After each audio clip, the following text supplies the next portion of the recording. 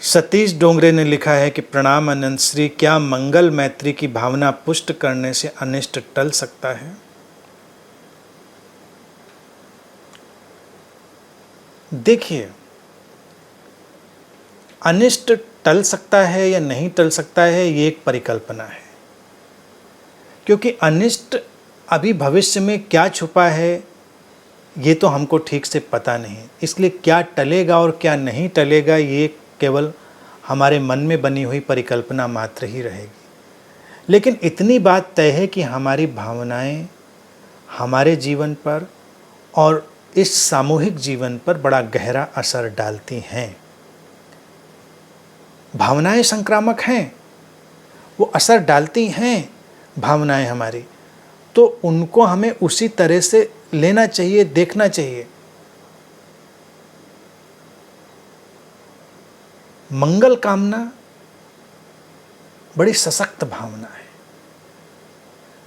जितनी भी सशक्त भावनाएं हैं उनका परिणाम भी उतना ही सशक्त होता है। किसी का अनिष्ट करने की कामना छोटी है, सीमित है, तुमको सिकोड़ती है। तुम देखो, जब भी तुम किसी नेगेटिव फीलिंग में होते हो, वो ईर्ष्या की हो, द्वेष की हो, घृणा की हो, हिंसा की हो, वो तुमको सिकोड़ती है, सीमित बनाती है, तुमको छोटा बनाती है, तुमको छोटे होने का एहसास होता है। तुम किसी का अपमान करो तो तुमको बड़ी खुशी नहीं मिलेगी, कहीं तुम भी छोटे हो जाओगे। तुम घृणा करो, नफरत करो, तुम भी छोटे हो जाओगे, थोड़ा सिकुड़ जाओगे अंदर।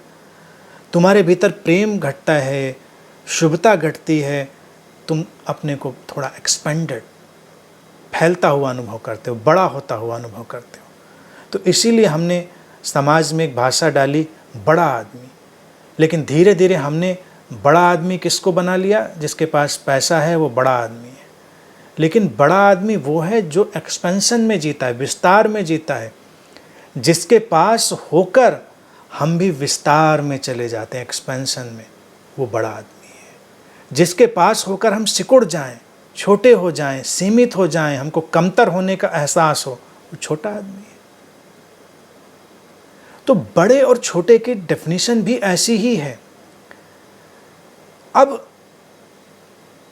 अनिष्ट करने की कामना करके देखो, प्रैक्टिकल करके देखो, तुमको लगेगा जैसे सब छोटा हो रहा है, दुनिया छोटी होती जा रही है।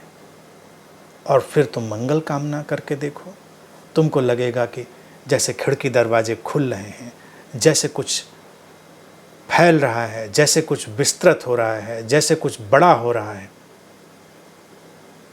और ये बात सामूहिक मन का हिस्सा बनती है, कलेक्टिव माइंड का, बहुत प्रभावशाली हो जाती है। इसीलिए इस तरह की भावनाएं और प्रार्थनाएं बहुत असर डालती हैं। अनिष्ट किस तरह का है या नहीं है जिसकी मैंने बात की, उस पर ना जाएं, लेकिन इतना तो हम जान सकते हैं कि जो होगा शुभ होगा, शुभता लाएगी। ऐसी भावना शुभता लाएगी और निश्चित ही तमाम तरह की परेशानियों और जो अड़चने हैं, बाधाएं हैं, उनको कम करेगी, उनको रिड्यूस करेगी। बिल्कुल प्रैक्टिकल है, इस पर हम प्रयोग करके देख सकते हैं। ये ऐसा ही होता है, इसमें कोई भी संशय नहीं।